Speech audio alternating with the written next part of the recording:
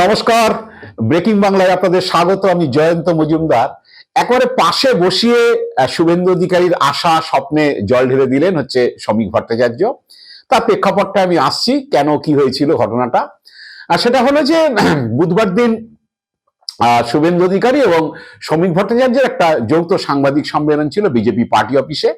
তো সে বিষয়টা ছিল হচ্ছে মমতা বন্দ্যোপাধ্যায় নেতাজি ইন্ডোর স্টেডিয়ামে দুদিনের শিল্পপতিদের নিয়ে বৈঠক করছেন। তা সেই বিষয়ে একটি পুস্তিকা বিজেপি বার করেছে, সেটা হচ্ছে যে মূলত সেটা শুভেন্দু অধিকারীর উদ্যোগে, এবং সেটা হচ্ছে যে বাংলায় শিল্পের কত দুরবস্থা, যে শ্মশান হয়ে গেছে শিল্প, এই নিয়ে তথ্য পরিসংখ্যান দিয়ে একটি বই বার করেছে, যেটা নিয়ে বিজেপি প্রচার করবে সামনের দিনে।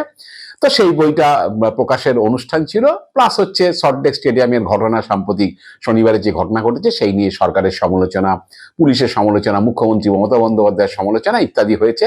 কিভাবে মানুষকে তৃণমূল চিটিং করেছে এইসব নিয়ে আলোচনা চলছিল প্রেস কনফারেন্স যখন চলছে। তো তখন সাংবাদিকরা হচ্ছে শ্রমিক ভট্টাচার্যকে একটি প্রশ্ন করেছিলেন যে সামনের বছর যে ইডেনে বিশ্বকাপের খেলা, তো সেই নিয়ে যুবভারতী থেকে হচ্ছে শিক্ষা নিয়ে বুধবার থেকেই পুলিশ কমিশনার যে বিভিন্ন স্টেক হোল্ডারদের সঙ্গে হচ্ছে মিটিং করছেন। তো এই নিয়ে শ্রমিক ভট্টাচার্যকে প্রশ্ন করার পরে শ্রমিক ভট্টাচার্য উত্তর দিয়েছিলেন যে সামনের বছর জুন মাসে শুভেন্দু অধিকারী সেই বৈঠকটি করবেন, মানে সামনের বছর মে মাসে সরকার গঠন হবে, তাই নতুন সরকারের পক্ষে শুভেন্দু অধিকারী সেই বৈঠকটা করবেন। তারপরে সাংবাদিকরা পাল্টা প্রশ্ন করেন যে তাহলে কি শুভেন্দু অধিকারী মুখ্যমন্ত্রীর মুখ হচ্ছেন আপনাদের? তখন শ্রমিক ভট্টাচার্য বলেন যে বিজেপিতে এরকম মুখ মুখোশের কোনো ব্যাপার নেই, বিজেপি কোনো ব্যক্তি রাজনীতি করে না, বিজেপি হচ্ছে একটা মানে কালেকটিভ রাজনৈতিক দল, কালেকটিভ লিডারশিপে বিশ্বাস করে। তো বলতে গিয়ে তিনি যেটা সাংঘাতিক কথা বলেছেন সেটা হচ্ছে যে শুভেন্দু অধিকারী মন্ত্রিসভায় থাকবেন, যে বিজেপি যে মন্ত্রিসভায় রয়েছে সেই মন্ত্রিসভায় শুভেন্দু অধিকারী থাকবেন। তো এইটা বলাতেই হচ্ছে কি বলে গুঞ্জন শুরু হয়ে যায়। তা শ্রমিক ভট্টাচার্য সাংবাদিকদের প্রশ্ন উত্তরে কি বলেছিলেন আমি আপনাদের একটু শুনিয়ে দিই। সামনের বছর ইডেনে বিশ্বকাপ, এবং সেই বিশ্বকাপের জন্য যুব ভারতী থেকে শিক্ষা নিতে কলকাতা পুলিশ আজকে থেকে সব স্টেক হোল্ডারদের সাথে মিটিং করে দিল, এবং সেখানে আবার মিটিং হবে জুন মাসে আবার মিটিং হবে। বিরোধী দলনেতাকে আপনি দেখতে পাবেন, মিটিংটা তিনি নেবেন, উনি নেবেন। আপনি বললেন যে 2026 জুন মাসে মাননীয় শুভেন্দু অধিকারী তিনি অনুরূপ আরেকটি বৈঠক করবেন, যেটা বিশ্বকাপ নিয়ে বলা হলো। তার মানে কি ধরে নেওয়া যেতে পারে যে আপনারা মেনে নিচ্ছেন যে 2026 বিধানসভা নির্বাচনে শুভেন্দু অধিকারীকে মুখ করে আপনার বিধানসভা? বিজেপি কোনো মুখ মুখোশের রাজনীতি করে না, বিজেপি ব্যক্তি নির্ভর রাজনৈতিক দল নয়। কিন্তু এটা নিঃসন্দেহে যে মন্ত্রিসভা গঠিত হবে সেখানে উনি থাকবেন। আপনারা শুনলেন, আসলে এই শুভেন্দু অধিকারী মন্ত্রিসভায় থাকবেন এটা নিয়ে এটা বলার পর থেকেই বঙ্গ বিজেপিতে একেবারে বুধবার দিনভর হচ্ছে এই নিয়ে চর্চা হয়েছে। তাহলে শ্রমিক ভট্টাচার্য কি বলতে চাইছে, শুভেন্দু অধিকারী মুখটুক হবেন না, কোন একজন মুখ্যমন্ত্রী হবেন এবং সেই মন্ত্রিসভায় শুভেন্দু অধিকারী থাকবেন? অনেকে বলছেন যে শ্রমিক ভট্টাচার্য বলতেই পারতেন যে সামনের বছর যখন জুন মাসে শুভেন্দু অধিকারী বৈঠক করবেন তিনি মুখ্যমন্ত্রী হিসাবে বৈঠক করবেন সেখানে, মানে এই খেলাটা নিয়ে। এবং হচ্ছে যখন এই ধরনের কথা বলছে মন্ত্রিসভায় থাকবেন, মানে কোনো একজন মন্ত্রিসভা গঠন করবেন, কোন একজন মুখ্যমন্ত্রী সেই মন্ত্রিসভায় তিনি থাকবেন। কিন্তু কখনোই বলেন যে শুভেন্দু অধিকারী হচ্ছে মুখ্যমন্ত্রী হিসাবে থাকবেন বা শুভেন্দু অধিকারী নিজে মন্ত্রিসভা গঠন করবেন, এইসব ধরনের কথা না বলা, এই মন্ত্রিসভায় তিনি থাকবেন বলাতেই হচ্ছে গুঞ্জনটা শুরু হয়েছে বিজেপির অন্দরে। কারণ আপনারা জানেন যে শুভেন্দু অধিকারী যতই লম্পঝম্প করুক, বিজেপির অন্দরে আদি বিজেপি নেতাদের মধ্যে শুভেন্দুকে নিয়ে যথেষ্ট রিজার্ভেশন রয়েছে। অনেকেই বলেন যে শুভেন্দু অধিকারী এসছেন, শুভেন্দু অধিকারী খুব ছুটোছুটি করছেন, প্রচুর মিডিয়া বাইট হচ্ছে, সারাদিন মিডিয়া তার পেছনে ছুটছে, কিন্তু কাজের কাজ কোনোদিন তিনি করতে পারেননি। 2021 সাল থেকে তিনি কিছু করতে পারেননি। 21 সালের ভোটের রেজাল্ট, 24 সালের লোকসভা ভোটের রেজাল্ট খারাপ হয়েছে, এবং মাঝখানে পুরসভা পঞ্চায়েত কোনোটাতেই বিজেপিকে ভালো কিছু করে তিনি দেখাতে পারেননি। বিজেপির এক রাজ্য নেতার সঙ্গে আমার কথা হচ্ছিল, তিনি বলছেন যে দেখুন খেলার মাঠে কিছু প্লেয়ার আছে প্রচন্ড ছুটোছুটি করছে এই বক্স থেকে ওই বক্স, তো ঘাম ঝরিয়ে ফেলছেন, যখন বল যেখানে সেখানে তিনি ছুটছেন, ক্যামেরা দেখবেন তাকে দেখা যাবে, কিন্তু দিনের শেষে মানে খেলার শেষে দেখবেন যে সেই প্লেয়ার গোল করে দলকে জিতিয়ে আনতে পারে না। কিন্তু ভালো প্লেয়ার যারা তারা হচ্ছে দেখবেন ঠিক সময় মতো যেই জায়গাটা বিপজ্জনক সেই জায়গাটাতে হচ্ছে সময় মতো একটা বুদ্ধি খাটিয়ে থ্রু পাস করবে, যেটা থেকে গোল হয়ে যাবে, বা এমন একটা ডিফেন্স যারা পাস করলো বা এমন একটা লব করলো সেটা থেকে দেখবেন গোল হয়ে গেছে। তারাই হচ্ছে জাতের প্লেয়ার, তারাই বড় প্লেয়ার। তো শুভেন্দু অধিকারী এই বক্স থেকে ওই বক্স বলের পেছনে ছোটাছুটি করার মতো প্লেয়ার। শুভেন্দু অধিকারী একেবারে ডিফেন্স সেরা থ্রু দিয়ে হচ্ছে গোল করিয়ে দেওয়া বা নিজে গোল করা সেই রকম প্লেয়ার নয়। সেই জন্যই হচ্ছে লম্পজম্প অনেক তিনি করছেন, কিন্তু ভোটের ফলে কিন্তু তার কোনো প্রভাব পড়ছে না বা প্রতিফলিত হচ্ছে না সেটা। তো শুভেন্দু অধিকারী ওই রকম প্লেয়ার। তো এবার এখন শুভেন্দু অধিকারীকে নিয়ে নানান রকম ইদানিং জল্পনা শুরু হয়েছে। এবার যেটা হলো যে এই এসআর করে লাফিয়েছিলেন তিনি বেশি, তিনি অনেক সংখ্যা টঙ্কা বলে দিয়েছিলেন। এই নিয়ে বিজেপি দলের মধ্যে একটা বিষাদের ছায়া এসছে যে অনেক কিছু বলছেন কিন্তু আদৌ কিছু মিলছে না, এত অনুপ্রবেশকারী, এত রোহিঙ্গা, এটা পার্টির পক্ষে ক্ষতি হচ্ছে। কারণ একটা নেগেটিভ তৈরি করে দেওয়া হয়েছিল, প্রচুর রোহিঙ্গা বাংলাদেশি অনুপ্রবেশকারী এই ভোটার লিস্টে রয়েছে, কিন্তু এখনো পর্যন্ত নির্বাচন কমিশন কিছু জানাতে পারছে না যে কত অনুপ্রবেশকারী চিহ্নিত হয়েছে, কত রোহিঙ্গা চিহ্নিত হয়েছে। দেখা যাচ্ছে জেলাওয়ারি হিসাবে কলকাতাতে সবচেয়ে বেশি ভোটার নাম বাদ গেছে, যে 58 লক্ষ হয়েছে। এবং যে জায়গাগুলো সেন্সিটিভ জায়গা, যেগুলোকে শুভেন্দু অধিকারীরা মনে করেন যে এখানেই হচ্ছে বাংলাদেশের অনুপ্রবেশকারীদের বসবাস বেশি, মানে সংখ্যালঘু এলাকা এবং বর্ডারিং যে ডিস্ট্রিক্টগুলো রয়েছে, কিন্তু সেই সব এলাকার যে ছবি আসছে সেখানে হচ্ছে যে ভোটারদের নাম বাদ যাওয়ার সংখ্যা অনেক কম, ব্ল্যাঙ্ক ফর্মের সংখ্যা কম, মানে নন ম্যাপিং এর সংখ্যা কম।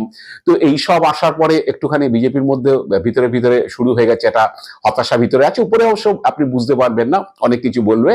তো যেটা হলো মতুয়াদের এলাকাতে খুব খারাপ অবস্থা।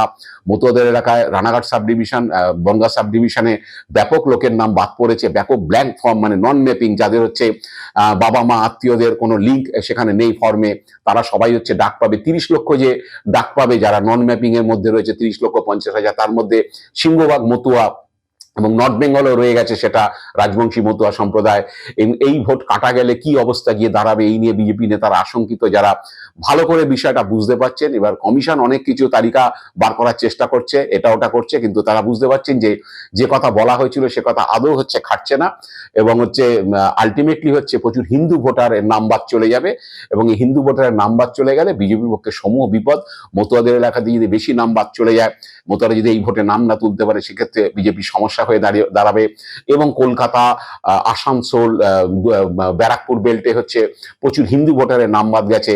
এখানে আশঙ্কা করা হচ্ছে যে এখানে বিহার, উত্তরপ্রদেশ, মানে ভিন রাজ্যের বাসিন্দারা রয়েছে, সেখানে তারা অন্য রাজ্যে নাম তুলেছে বলে এখানে তারা নাম কাটিয়ে দিয়েছেন, এখানে তারা ফর্ম সারেন্ডার করেছেন। এই কারণে একটা বড় অংশের ভোটার হচ্ছে নাম বাদ গেছে কলকাতাতে। কারণ যদি অনুপ্রবেশকারী হয় বা ফলস ভুয়ো ভোটার, সেটা বর্ডারিং ডিস্ট্রিক্ট হতে পারে, যেটা শুভেন্দুরা বারবার হচ্ছে শ্রমিক ভট্টাচার্যরা বারবার বলার চেষ্টা করেছেন যে অনুপ্রবেশকারীরা এসে ভোটার তালিকার নাম তুলে নিয়েছে, এখানে সবকিছু করছে তারা, এখানে কাজে ভাগ বসাচ্ছে, এখানে খাবারে ভাগ বসাচ্ছে, এখান থেকে রেশন নিচ্ছে, এখানকার বেঙ্গল গভর্নমেন্টের স্কিমে তারা হচ্ছে টাকা নিচ্ছেন, এইসব বলেছে। কিন্তু আলটিমেটলি চিত্রটা উল্টো হয়ে গেছে, যেই জায়গায় হওয়ার কথা ছিল সেখানে হচ্ছে না, হারোয়া হিঙ্গলগঞ্জে হচ্ছে না, বসিরহাটে হচ্ছে না, হচ্ছে মতুয়া সম্প্রদায় এলাকা, হচ্ছে রানাঘাট সাব ডিভিশনে, বনগাঁ সাব ডিভিশনে। এই নিয়ে বিজেপি একটা চিন্তিত। এবং শুধু তাই নয়, হচ্ছে আমি যেটা বলতে চাইছিলাম যে শুভেন্দু অধিকারী সোমবার থেকে কিন্তু একটা জিনিস তার মধ্যে চেঞ্জেস এসছে।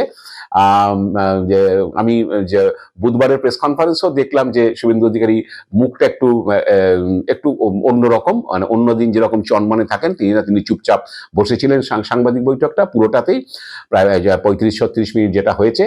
এবং হচ্ছে কেউ কেউ বলছেন যে শুভেন্দু অধিকারীর বিরুদ্ধে যে মেদিনীপুরের এক আরএসএস কর্মী, তিনি শ্রমিক ভট্টাচার্যের কাছে অভিযোগ করেছেন বিভিন্ন জায়গায় চাকরি টাকরি দেওয়ার নামে নাকি তিনি 2.5 কোটি টাকা তুলেছেন, সেসব চিঠিফিটি সমাজ মাধ্যমে ছড়িয়ে পড়েছে।